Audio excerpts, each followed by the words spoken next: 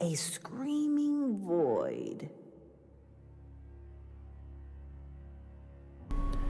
Welcome to Streaming Deluxe, presented by Mr. Orange. My name is Mr. Orange, and today we play Fall of Light. And now guys, listen to the intro, very ambient, a lot of atmosphere. Listen. The darkness was pierced by Luce,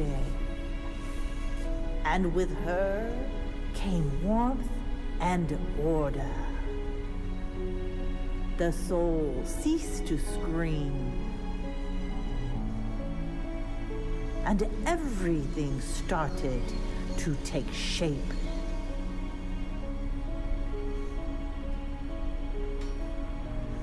Thanks to her, 13 eras of peace ensued, and the world thrived and blossomed. But then a sorcerer emerged, and his name was Pain. He came silently. He worked in secret, increasing in power. He declared war on Luce. The clash was devastating. Countless brave men were defeated, and the shadows prevailed. Luce was struck down during the final battle. Pain threw her body into the darkness, where she will forever lie. And so, the 14th era of men became the first era of darkness. So yeah guys, this is the intro of Fall of Light. So Fall of Light is like a mix of Dark Souls and ICO. Do you know ICO? This game that you were playing, or you could play on the PlayStation. I think it was a PlayStation 2, where you had this girl and you could hold her hand and run through this super amazing puzzle environment. So Fall of Light has also this sort of game mechanics, and as you could see with the intro, it has a very nice picture here, by the way. It has the let's say the atmosphere and a bit this weird story setting of Dark Souls. But Dark of Lights came out on the 28th September 2017. I don't want to spoil the reviews. It has only mixed reviews on Steam.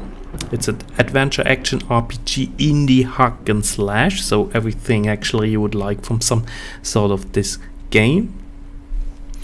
And let's see what. And it also comes out now for console. So on July there was a recent update, so game comes out on console. Very interesting now if you're watching this video, because game comes out for the consoles. So the game machine writes gives 75 points. It writes, Fall of Light merges the Dark Souls game concept with stylistic and narrative influences from ICO, so what I said before. The desire to focus more on the plot is underlined by many small details that enhance Aether's personality and relationship with her father. So I guess the woman is Aether and the father is actually the knight. So Keen Gamer writes, gives it a 71. It may not light the world on fire, but this dark game is certainly worth your time. And Spazio Games gives it 75 points. It writes, Runeheads has created a deep and tactical combat system based on defense, parry and perfect timing. So guys, you can get a free demo for this game. So my recordings are from the free demo. That's important to mention, because I see in this game some, let's say, some bugs. So the shield and the sword were a little bit, as you can see now, they're a little bit out of the character, so they're flowing in front of the character. This was actually weird, and I don't know what's the problem there. Is this a bug in the final game? I can't tell you, I don't have this game yet. If the developers are watching this, they can maybe correct this, or can tell me this is not in the final game, or they can just send me a copy of the final game and I'll make a new review about this one, of course. So doesn't matter. So this game is Rock Paper Shotgun also wrote that it's like Dark Souls ICO, so we had this before. So overall it gets reviews between 75% and 80%. So I would say that's not bad. So actually I think that's a game I would really play much more. And I'm very interested in the full version of this game, so I'm definitely going to look out for it. Even that Metacritic gives it a 69%, but this doesn't mean that the game is bad. I think you can have your fun. The let's say the adventure aspect and the hack and slash aspect look interesting. So you have a stamina on the left top of the screen. You have stamina, and then the other quadrants are your life, so or your life health points. And I like the atmosphere, and the story sounds a bit confusing, like in a Dark Souls game, but the atmosphere it's really quite nice. So it feels also like they took a little bit maybe from the other games. So okay, sometimes it's good to make up your own creativity, but on the other hand, if you see some interesting concepts, why not just take what you like from this concept? I mean, we are all gamers, and even game developers get inspired continuously by each other. So I don't see any problem with this.